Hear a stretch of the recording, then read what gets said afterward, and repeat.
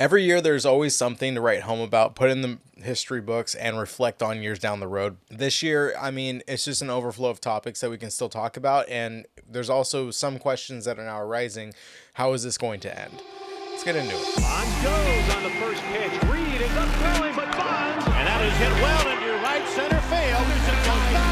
There he goes. And he is in the strikeout. There goes Ohtani, and he's going to steal it. Number 40 for Shohei. And he's at the wall. 40-40. Walk-off grand slam.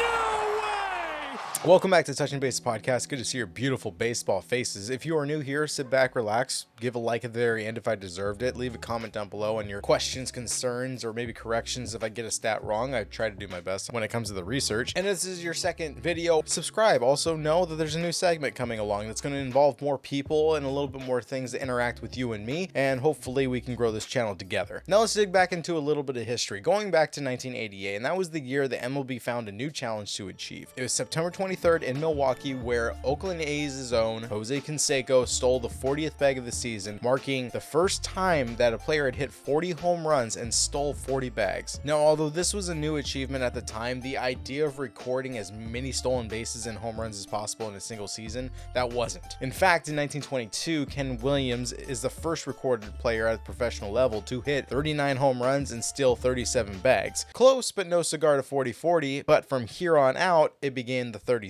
Club. Now, just a little back history of the 30-30 Club. It took 34 years for someone to break that tier and create a new challenge in Major League Baseball, and that was from Willie Mays in 1956. He had 36 home runs, so there's your 30, and then he was able to steal 40 bags, which created the 30-40 Club, which is a little bit more unique. Now, players like Bobby Bonds from the Giants, no, not Barry, his dad Bobby, and Eric Davis of the Reds, Howard Johnson of the Mets, Alfonso Soriano, Vladimir Guerrero Sr., Carlos Beltran, Jimmy Rollins, Matt Kemp. The list kind of goes on and on and on, but you get my point. This is just a side note, just so you guys understand the history of this and how many big name players played a role in trying to achieve these goals. After 1988 and Jose Canseco started that 40-40 Club, the next player was the one and only Barry Bonds.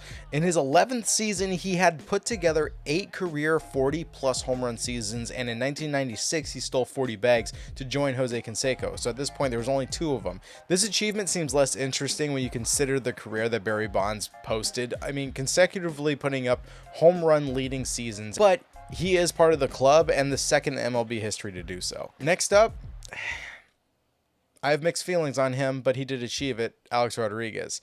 A-Rod entered the pros putting up numbers that people would probably expect from a veteran all-star player. It was just his 3rd season in 1998, and he hit 42 jacks and snagged 47 bags, grabbing that 3rd seat in the MLB history. He finished his career with 3 MVPs, 14 all-star games, and 2 gold gloves. Of course, he had a lot of controversy throughout the years as far as the steroids, getting caught, still lying about it, denying it, getting caught and proven in court and by a doctor, still denying it, and now he works on network television. He's fully accepted by the baseball community, so it seems, although I think Derek Jeter still hates his guts. Again, off topic. In 2002, the Yankees had a star player, and just after missing the 40-40 Club, putting up 39 home runs and 41 stolen bases that season, this player later achieved 7 all-star appearances, 4 Silver Sluggers, and an MVP award. Go ahead, pause and comment below if you think you know who it is. I'll wait.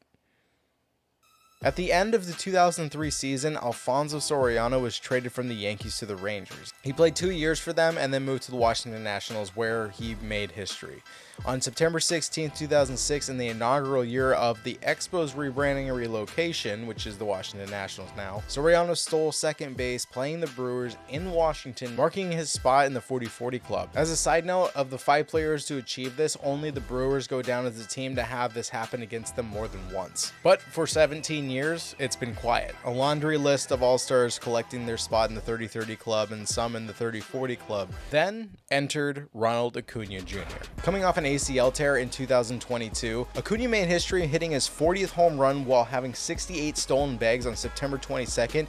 He became the newest member of the 40-40 Club, hitting a bomb against Washington Nationals. Although his bat cooled down the rest of the month, his speed did not. While joining the 40-40 Club, he created his first own 40-60 Club in baseball history. But he wasn't done. By September 28, 2023, Acuña stole his 70th bag of the season, marking the biggest historical achievement by a power-speed combo athlete and holding the record for 41 home runs with 73 stolen bases. Now, in that same year, the Angels had a new king of baseball, the name that was known worldwide, a player that was talked about more than the 2023 NL MVP, the new Babe Ruth, the New Balance resurrector, the Japanese baseball god who was at the end of his contract after 5 years of being the face of a franchise, and instead of trading him for a large package of top prospects and elite players to continue their run to try to dominate in the AL West, they let him go to free agency. Shohei Ohtani packed his bags and moved his whole life 43 minutes away to the LA Dodgers, signing the biggest contract in baseball history at $700 million. Come August 23rd, it was all worth it. Fly ball, right center field. Series going back. He's at the track. He's at the wall. 40-40. Walk-off grand slam.